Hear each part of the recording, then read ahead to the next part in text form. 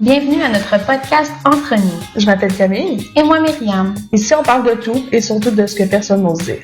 Entre confidences, réflexions et fou rire, on t'invite dans nos discussions sans tabou.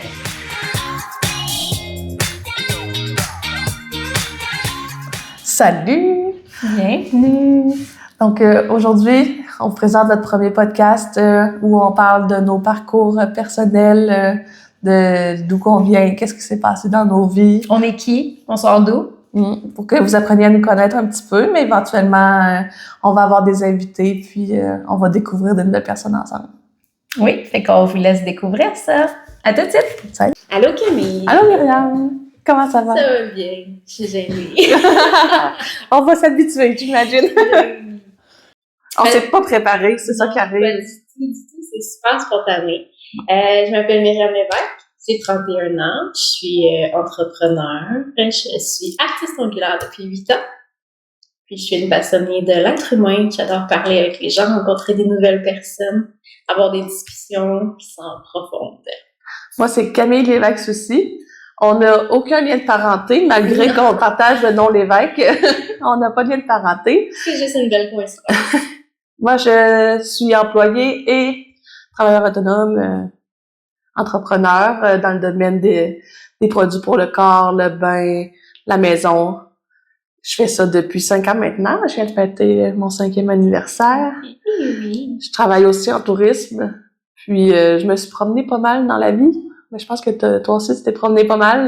Pas mal. Moi, je dis toujours qu'aujourd'hui, je suis là, demain, on verra. Je suis mon cœur le plus que je peux. Ouais, c'est ça. Je pense qu'en tant qu'entrepreneur, on a plusieurs vies. Je dis tout le temps dans ma vie avant, dans une de mes autres vies avant.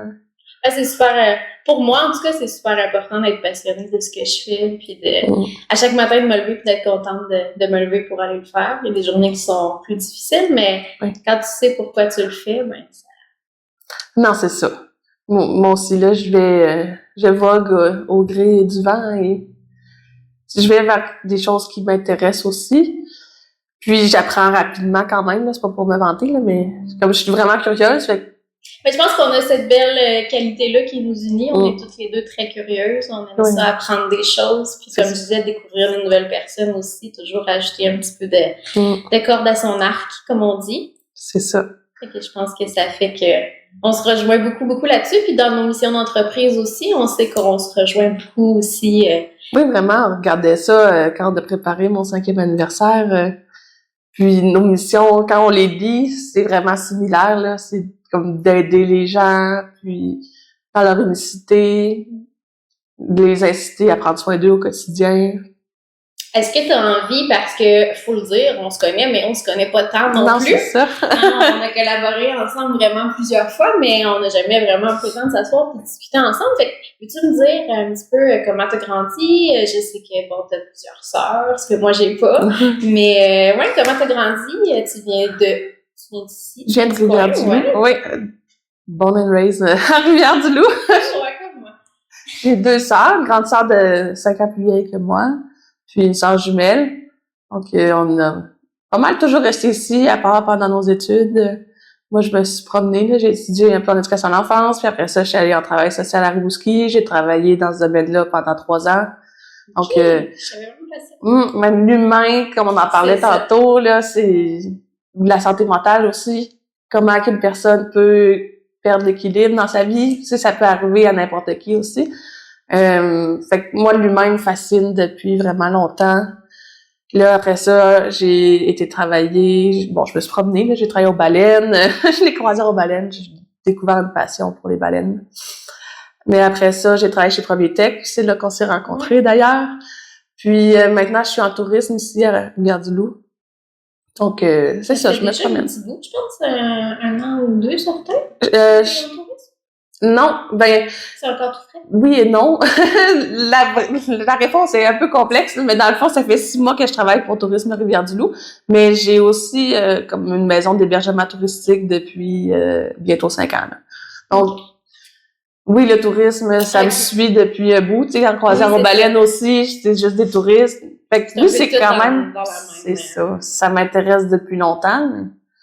Dans mon emploi actuel, ça fait un peu plus de 10 mois. OK. C'est très cool. C'est quand même très drôle que tu dises ça parce que je savais pas pour ta partie de technicienne de l'enfance.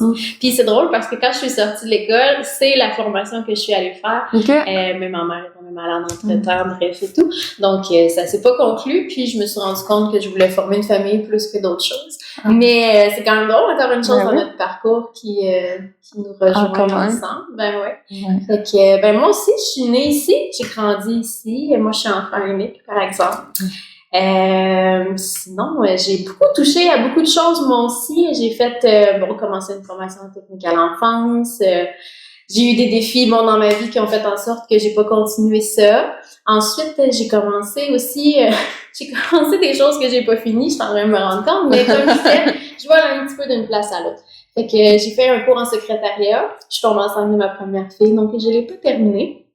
Mais ça m'a ouvert quand même plein de belles portes. J'ai travaillé 5 ans chez Premier Tech aussi.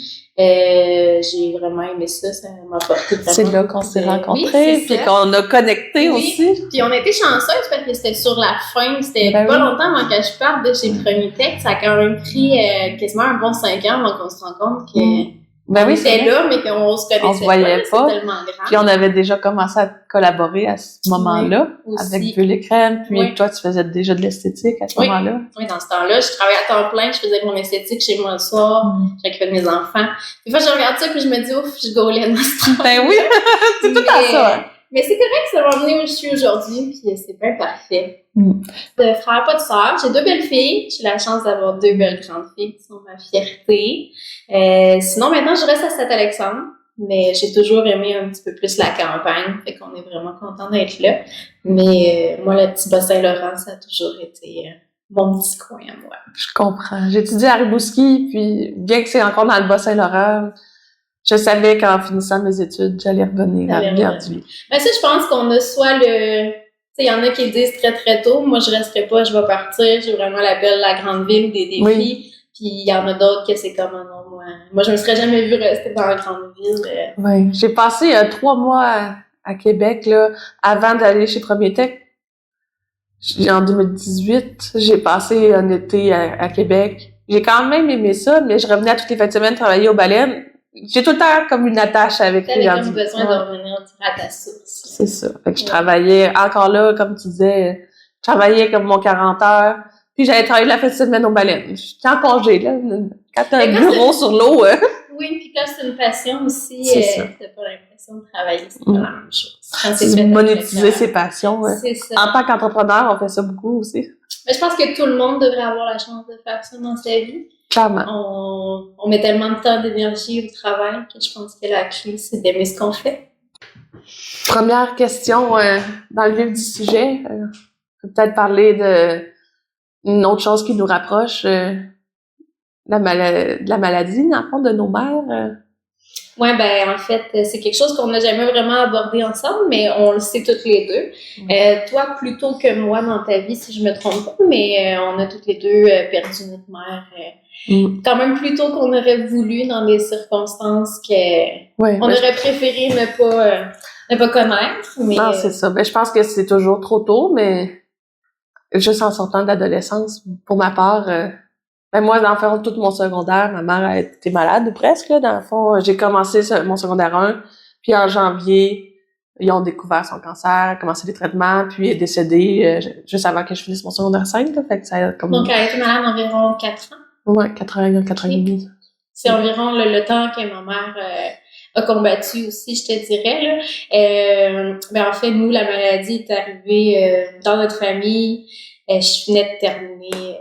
mon secondaire 5, moi. Okay. Donc, probablement que tu perdais ta maman, puis moi, j'apprenais que la mienne partait bientôt. Puis, elle nous a quittés 4 ans plus tard, après plein de péripéties. Je sais pas comment ça a été de ton côté, le cheminement. Ça, là. Premièrement, l'annonce. Recevoir ça, toi, quand tu reçois ça, comment c'est ta mère qui annonce ça? C'est ton père? C'est un peu flou, là. Ça fait quand même longtemps, mais je sais ça faisait des années, en fait, qu'elle allait pas bien quand elle avait ses règles. c'était une semaine d'enfer, qu'elle pensait coucher, elle pouvait rien faire d'autre, puis les douleurs épouvantables. Ça faisait longtemps qu'elle en parlait à son médecin, puis qu'on l'écoutait pas, malheureusement. Puis un jour, j'étais au secondaire, là, elle remet son pied à terre, puis elle dit « Je vais avoir la grande opération. Je veux que ça soit fini, là, je suis plus capable. » Il y a des choses qui marchent pas. C'est ça marche vraiment pas. Tu sais, puis on se connaît, là, on le sait, là. Fait que, elle a finalement eu sa grande opération dans le mois de janvier de mon secondaire 1, là. Puis en l'ouvrant, ils ont vu que c'était quasiment généralisé, en fait, là. Il y avait déjà des métastases partout. Ça a commencé dans l'appendice, mais comme c'était partout, là, dans son abdomen, là. Fait que déjà, à ce moment-là, il était tard pour le trouver. Puis c'est un cancer à développement lent. Fait que, tu sais, ça faisait longtemps qu'elle savait, là, que ça allait pas. Puis elle a pas eu le support qu'elle aurait besoin. Elle a commencé les traitements parce qu'on était jeunes, on avait 12 ans, tu sais. Est-ce que c'était de la 11 ans. chimio, de la radio? Elle a eu de la chimio. Elle a jamais eu de radio, ma mère. Non, Ok. jamais de radio.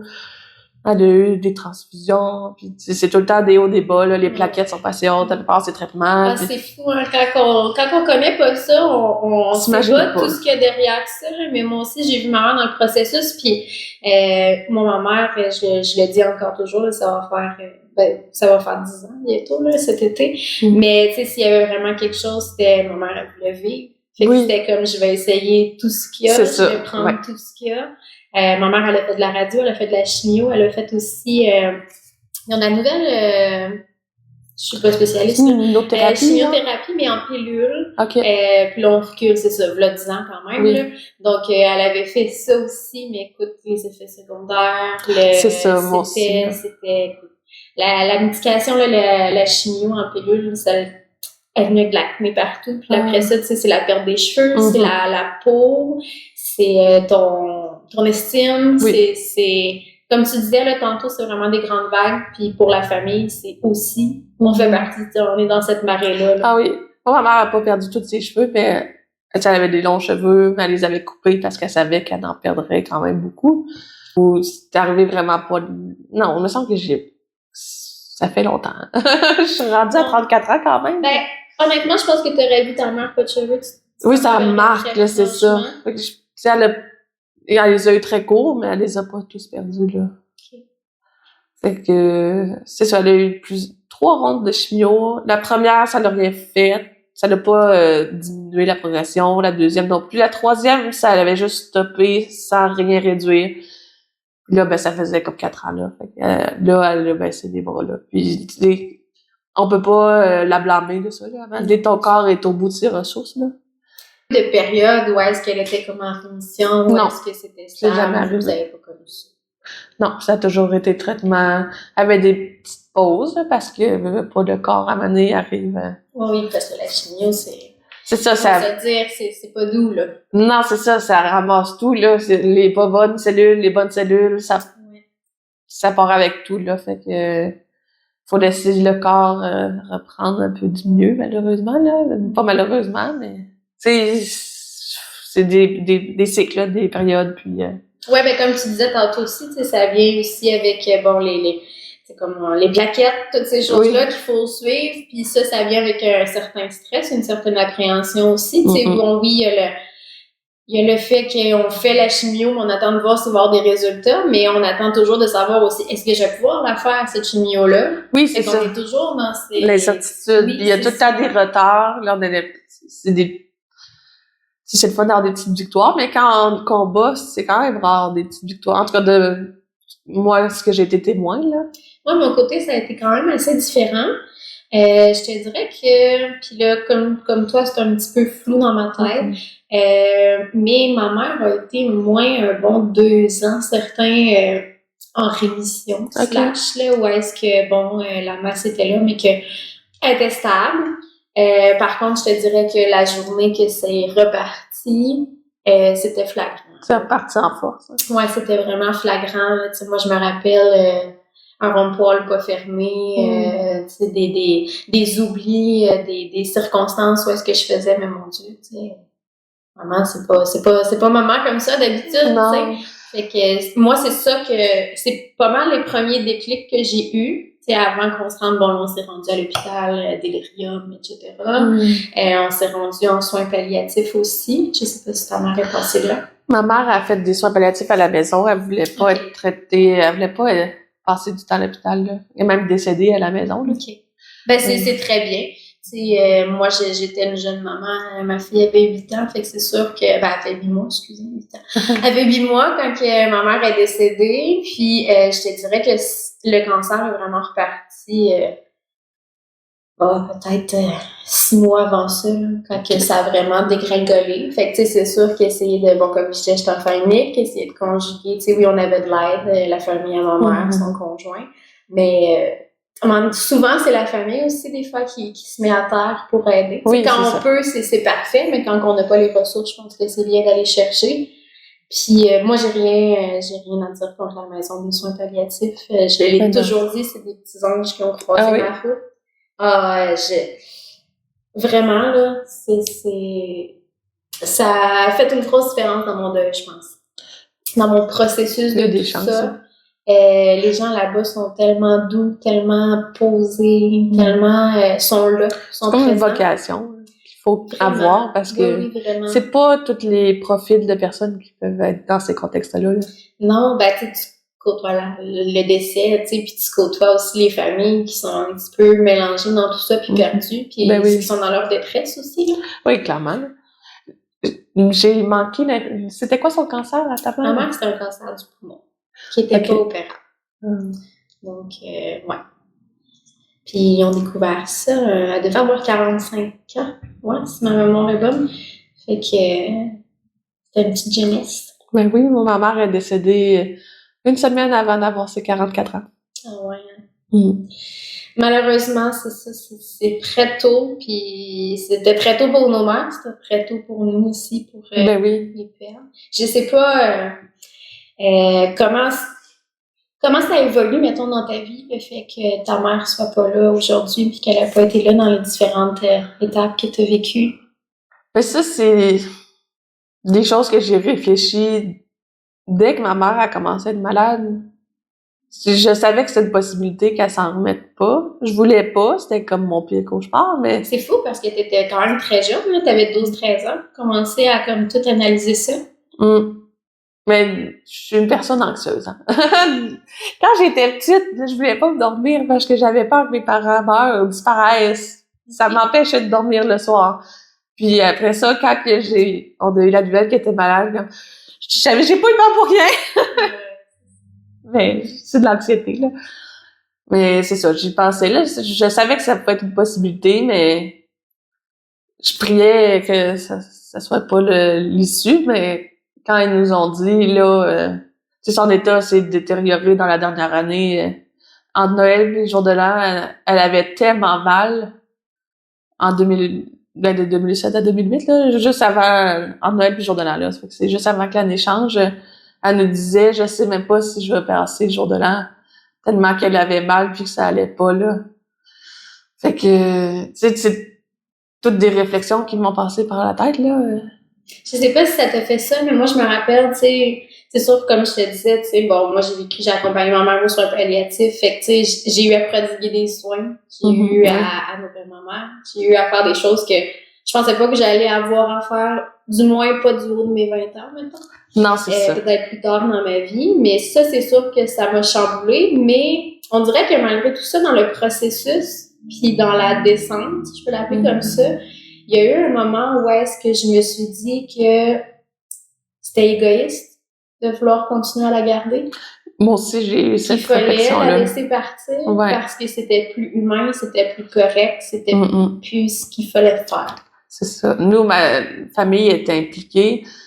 Je sais que il y a plusieurs membres de ma famille qui étaient pas prêts à laisser ça, laisser ma mère aller, mais nous, dans notre famille proche, elle était à la maison, là. C'est nous qui faisions tout. On n'a pas fait de soins d'hygiène personnelle. Mon père s'en occupait, puis après ça, on a eu de l'aide à la maison. Mais il nous donnait de la médication, des injections, on avait porté carte ici. Fait qu'on a fait beaucoup de choses, là.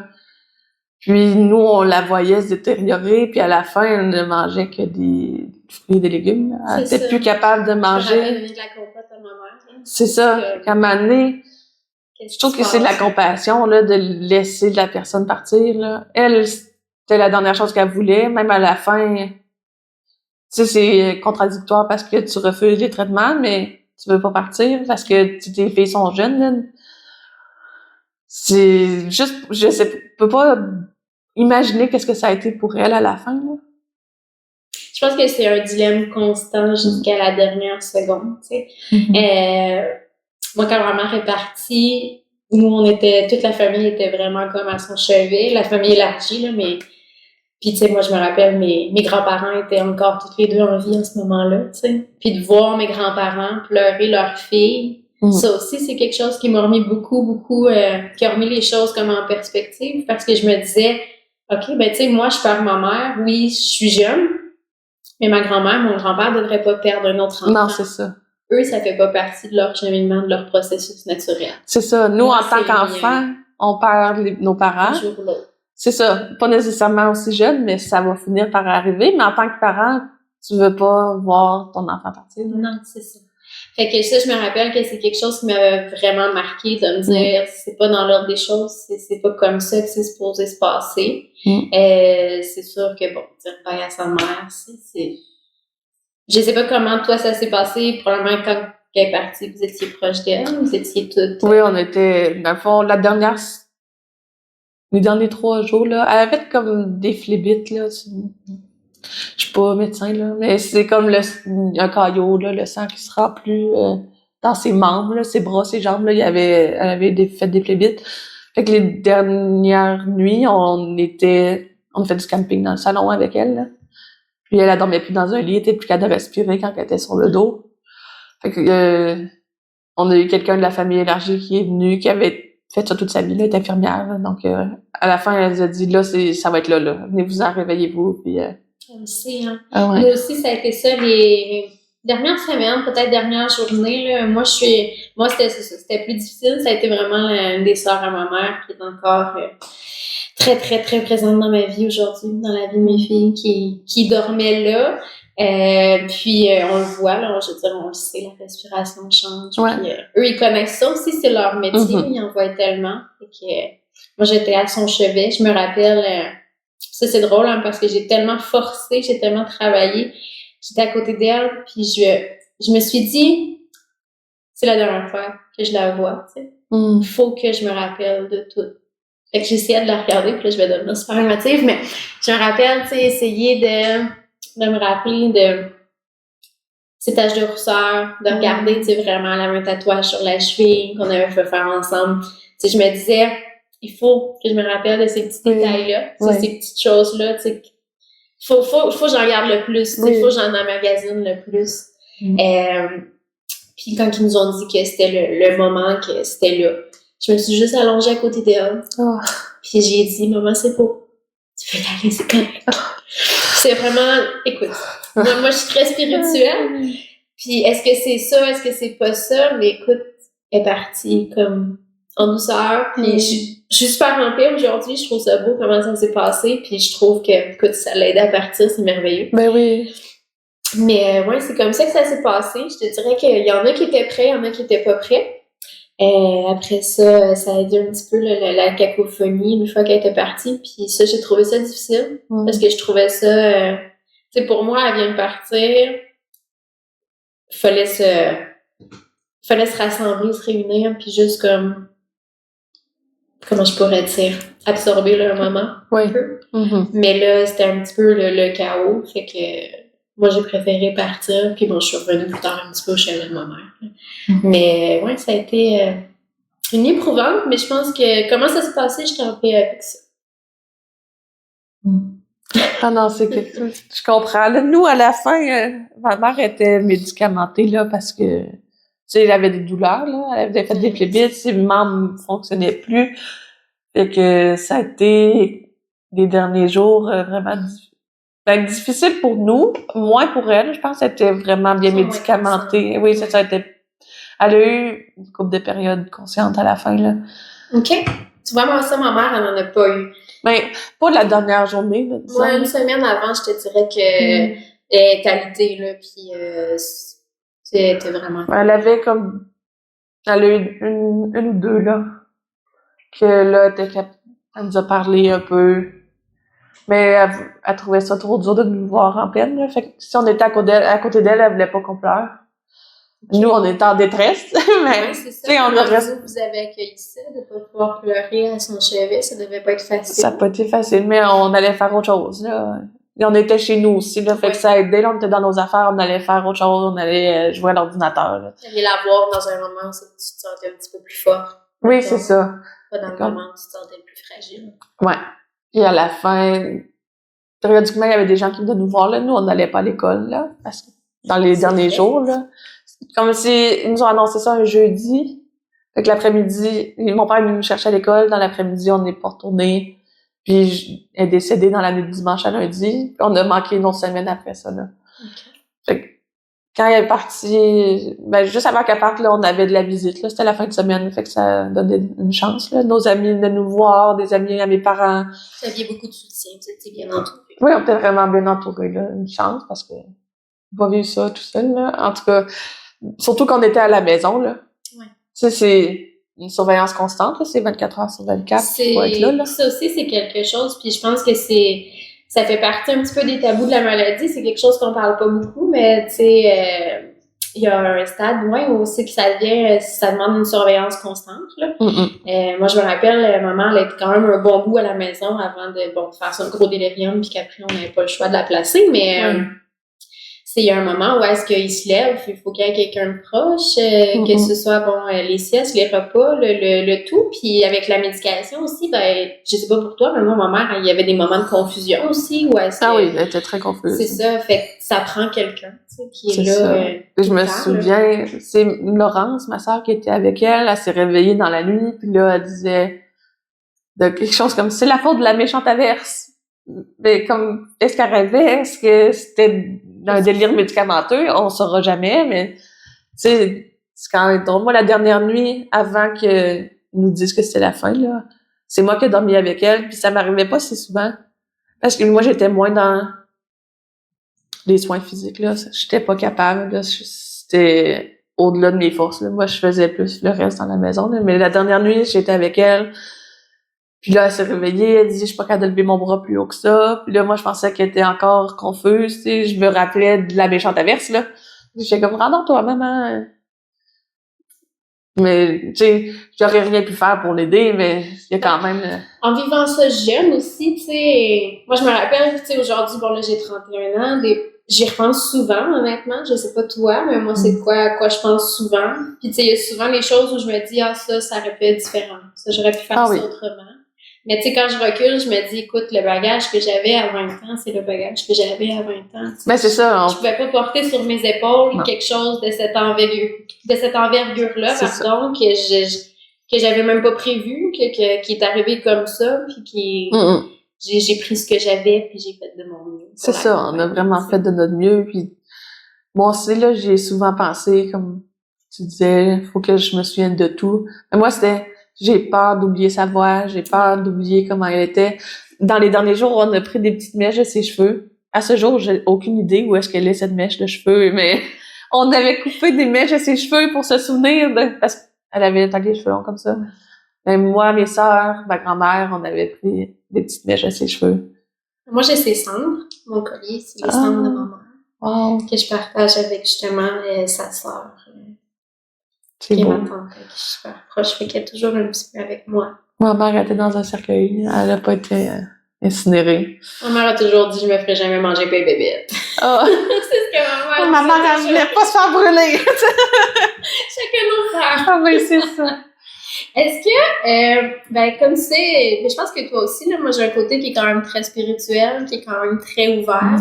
Est-ce que depuis que ta mère est partie, t'es arrivé des choses bizarres, des choses, je sais pas, des moments ou des rêves surtout que tu témoignes? Ouais, quelques temps après, j'ai rêvé à ma mère. On revenait en voiture, puis là, elle allait bien, là. Puis on s'est parlé, puis on a eu une conversation, puis je me souviens, c'était juste avant que je me réveille. Mon père m'a réveillée pour que j'aille à l'école. Puis là, j'ai répondu comme semi en pleurant, genre. J'étais juste tellement émue. Elle me disait qu'elle allait bien, genre, puis je me dis que c'est vraiment sûrement elle qui venait me dire que c'était correct, puis que elle souffrait plus. Tout est beau, tu sais. Ouais. Je pense à d'autres choses. C'est surtout un rêve que je me rappelle, mais je pense qu'il y en a eu une couple d'autres, là, mais je pense qu'ils viennent nous parler dans nos rêves, là. J'ai cette croyance-là, quand même, là.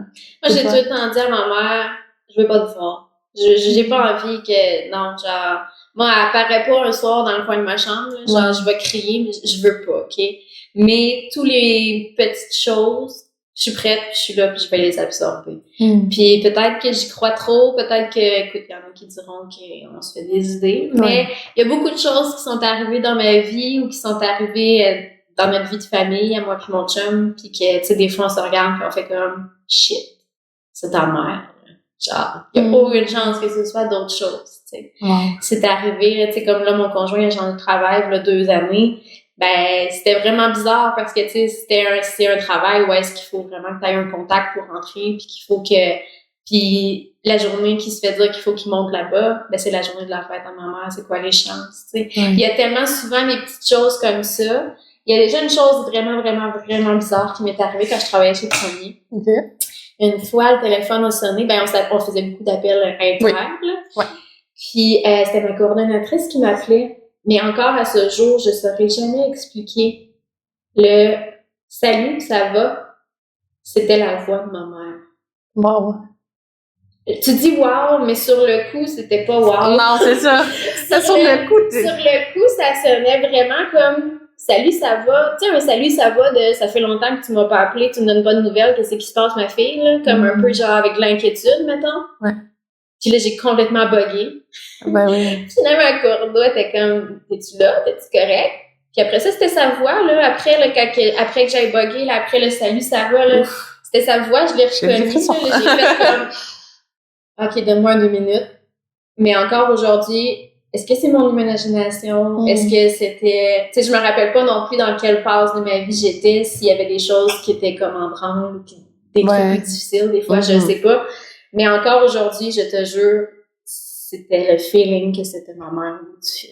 C'est fou. Puis ça, là, ouais, vraiment, comme tu disais, là, puis l'érection, puis genre, j'en revenais pas, là.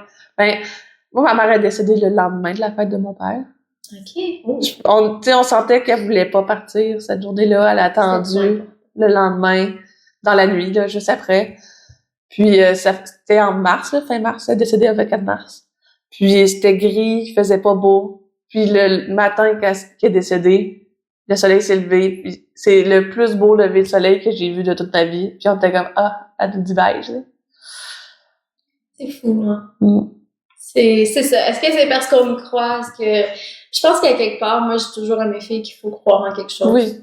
C'est rendu là, que ce soit des signes, que ce soit des signes que je pense qu'elle me fait. Si ça me fait du bien. Oui, c'est ça. Nous, on était comme perdus. Elle venait de partir il y a peut-être 2 heures, 1 heure ou 2. Puis là, je vois mon père puis ma soeur qui sont buggés devant la fenêtre de la cuisine. Puis là, ça... Puis là, on était juste comme, wow, ça va de bon sens. Elle nous envoie un petit coup. Ouais, elle nous dit bye. C'était vraiment beau. Est-ce que tu trouves que aujourd'hui, mettons, tu as la même âge pratiquement? J'ai 34 ans. 34, t'es plus grande que moi, bon. Plus grande. Je sais pas si je suis plus grande. Est-ce qu'aujourd'hui, mettons, ça t'arrive encore des fois de dire, hey, telle affaire, tu sais. Moi, je sais, par exemple, tu sais, bon, je suis maman. Je me suis mariée aussi. Ma mère était pas là au mariage. Oui. Ça, c'est quelque chose que j'ai trouvé dur pour pouvoir partager ça avec ma mère. Moi, c'est des appréhensions. Je suis pas mariée, j'ai pas d'enfant. Puis je me disais, c'est des deuils que j'ai fait dès qu'elle est partie, là. J'étais comme, ma mère sera pas là, elle aura pas la chance, mettons, si j'ai des enfants, de connaître des enfants. Puis elle aimait tellement les enfants. Puis, mettons, je regarde ma nièce, Gabrielle, puis des fois, on se dit, on dirait que c'est la réincarnation de Joanne, là. Oui. Puis elle aurait tellement aimé cet enfant-là. Elle aurait aimé Noah aussi, mon neveu, mais Gabrielle, c'est la première. Elle aurait tellement capoté sur ces enfants-là. Là, je suis comme, on dirait que, pas que je m'empêche, là, mais d'avoir des enfants, mettons. Elle n'est pas là pour les voir, là. Pas que je m'empêche, j'ai pas eu l'occasion, mais j'ai pas travaillé très fort pour que ça arrive non plus, là. Oui. Ouais. C'est ça, c'est différent. Moi, je sais que, tu sais, c'est ça. Des fois, je prendrais le téléphone. Tu sais, des fois, c'est niaiseux, mais Caroline, un mot du rôti à faire. Maman, s'il te plaît, peux-tu m'aider? Oui. Tu sais, des fois, c'est des questions niaiseuses, mais Caroline, quand on se rend compte que notre mère... Hein, ouais, des fois, on a des questionnements sur quand on était jeune. Puis moi, mon père, c'était le pourvoyeur de la famille. Il travaillait, puis ma mère était à la maison. Il y a des choses qu'on se demande quand on était petite. On était comment? On faisait... Qu'est-ce qui s'est passé à tel moment? Puis c'est ma mère qui aurait été la référence. Puis comme... on sera jamais là. C'est pas des grosses affaires, là. C'est pas des gros deuils, mais c'est des micro-deuils tout le temps, pareil, là. Oui, c'est ça. Ça nous empêche pas de vivre. C'est juste que t'as quand même la pensée de j'aurais pu demander à maman. J'aurais pu... C'est de quoi qui trotte quand même. Puis, c'est ça. Tu sais, moi, j'ai mes filles. Fait que c'est sûr que ça aussi, c'est un autre sujet qu'on aborde, hein, parce que, Thalie a connu ma mère les 8 premiers mois de sa vie, mais on s'entend qu'elle s'en rappelle pas. Ben non. Ça, c'était beaucoup... je voulais que ma mère ait la chance d'être mamie, puis les astres se sont alignés. Donc, mais ça a été un gros stresseur pour elle. Moi, je pensais que ça allait être juste beau, mais la grossesse... elle voyait la grossesse arriver, elle avait donc peur de pas rencontrer sa petite fille. Hein. Ouais. Fait que, tu sais, moi, j'avais pensé... juste au beau, tu sais, comme tantôt, quand on disait on pensait selon ce qu'on avait, hein. Moi, dans ma tête, c'était OK, tu sais... on peut faire ce qu'il faut, on est prêt, elle va être mamie avant de partir, tu sais, mais c'est ça. Ça a ajouté un stresseur, mais par contre, elle était super heureuse, super fière. Puis, moi, c'était important pour moi que mes filles grandissent en ayant une idée le plus possible, un petit peu de mamie qui sait. Oui. Puis ça, c'est quelque chose que je trouve difficile. C'est pas facile de faire rencontrer quelqu'un qui est plus là à nos enfants, de garder la mémoire active. Oui, il y a des photos, mais c'est pas pareil, là. Non, c'est un beau défi, mais je te dirais que mes filles savent connaissent l'histoire de mamie, puis il y a pas de tabou chez nous non plus. Tu sais, ma plus jeune me dit souvent, toi, ta mère est morte. Oui, ma mère est morte. C'est très sec, mais un jour, le processus va se faire, puis elle va assimiler ça à d'autres choses, mais je me dis, au moins, elle en parle quand même. Oui. Ben, des fois, Noah puis Gabriel en parlent. Aussi? Ouais. Noah, il sort des choses... Ta mère, ta maman Joanne, elle faisait ça. Tu sais, c'est des petits détails anodins. À chaque fois, je suis comme, ben oui. Genre, mais c'est comme confrontant un peu, mais en même temps, je trouve ça beau il pense à sa grand-mère, même si tu l'as jamais connue, je trouve ça... je comprends tellement, tu sais, c'est drôle que tu dises ça, parce que là, peut-être 2-3 semaines, tu sais, Alicia va m'en parler souvent, mais Alicia est très directe, fait que souvent, ça sort comme des trucs comme ça. Thalie va m'en parler un petit peu moins, mais je sais qu'elle apporte dans son cœur, puis que, tu sais, c'est différent, elle a moins besoin de l'extérioriser. Mais là, quelques semaines, à un moment donné, je me rappelle plus ce qu'elle m'a dit, mais elle m'a dit, mamie, telle chose. Puis j'ai pas mis un 2 secondes où est-ce que j'ai bugué, que j'ai le corps rempli de frissons. D'entendre ce mot-là dans sa bouche, en parlant de ma mère, j'ai tellement trouvé ça beau, précieux, et ça m'a tellement fait du bien. En même temps, comme tu dis, c'est un petit deuil, mais tu sais, j'étais comme, elle a 10 ans, puis elle dit, tu sais, elle parle comme ça de mamie, ça m'a fait du bien. Ouais, ça les fait vivre. Oui, ils les ont jamais connus, mais... Ils sont là quand même. Ils sont là, c'est ça, ils partent jamais vraiment, là. Je repense à une anecdote. Ma mère, elle a lu puis écouté les Harry Potter avec nous. Parce que moi, dans le fond, je suis rentrée au secondaire en même temps que les Harry Potter rentraient au cinéma à l'école. Puis elle nous a suivis là-dedans, puis elle lisait tous les livres. Puis à la fin, le dernier livre est sorti, mais elle a jamais eu le temps de le compléter. Mais on repensait à Casper, là, les œuvres inachevées. C'est niaiseux, là, mais on a tenu à y faire la lecture, même quand elle était plus tellement consciente, on lisait des bouts, puis là, quand on savait que c'était la fin, là, nous-mêmes, on l'avait pas lu, le livre, mais on est allé lire la fin, puis on lui a dit, maman, tu sais, c'est ça qui se passe à la fin, là. Là, ça fait longtemps que c'est sorti, mais je le dirai pas quand même pour ceux qui voudraient peut-être l'écouter 20 ans plus tard. Tu peux partir en fait, tu connais la fin. Oui. Mais je pense qu'elle a apprécié qu'on lui dise aussi. Ça nous a fait, merci. Elle était contente de savoir c'était quoi l'issue le dénouement de cette histoire-là. C'est des petites attentions, tu sais, Puis quand ils sont rendus là, c'est tout ce qui reste, les petites attentions. L'amour, les petites attentions. On voulait pas que ça soit son œuvre inachevée. Mais non, c'est une belle victoire, partir en ayant terminé ça là-dessus. Est-ce que tu avais d'autres choses que tu voulais partager à propos de cette épreuve-là? Je sais pas, de quelque chose que ça t'a apporté dans ta vie, quelque chose que ça t'a fait comprendre, je sais pas. Veux pas, ça fait évoluer vraiment beaucoup. Puis, j'en parle des fois, là. C'est un peu intense, là, je crois, pour les gens qui n'ont pas perdu leur quelqu'un de proche comme ça, mais il y a bien des choses que j'ai faites dans ma vie que je sais que j'aurais pas fait si ma mère était encore là. Okay. Comme en 2015, je suis allée en Europe avec Laurence pendant 35 jours. Je sais pas si j'aurais eu le courage d'y aller. Puis je sais pas si ma mère m'aurait laissé y aller non plus. Elle était tu sais, je fais de l'anxiété, mais je pense elle vivait de l'anxiété, mais qu'elle était pas très consciente. On vient pas du voisin. C'est ça. Comme je dis à tout le monde, là, 20 ans, l'anxiété, on n'en parle pas. C'est ça. Fait qu'il y a bien des choses comme ça, ou, tu sais, mon 5e anniversaire, même ouvrir une entreprise, je sais pas si j'aurais eu comme la force, la volonté. Mais aujourd'hui, je me dis, j'ai pas le choix de vivre puis de me mettre en danger. Ma mère, tout ce qu'elle a fait, tu sais, c'est avoir une famille. Elle avait des rêves, puis elle a jamais pu les mettre en application, tu sais. Fait que je me dis, j'ai pas le choix de me mettre en danger puis faire les choses parce que moi, j'ai la chance d'être encore là, puis tu sais, je vais bien, je suis en santé, fait que j'ai pas le choix de le faire, là. Ça remet beaucoup les choses en perspective, c'est ça. C'est vrai que, tu sais, moi, je me rappelle, puis je questionne souvent les gens qui ont perdu un parent proche.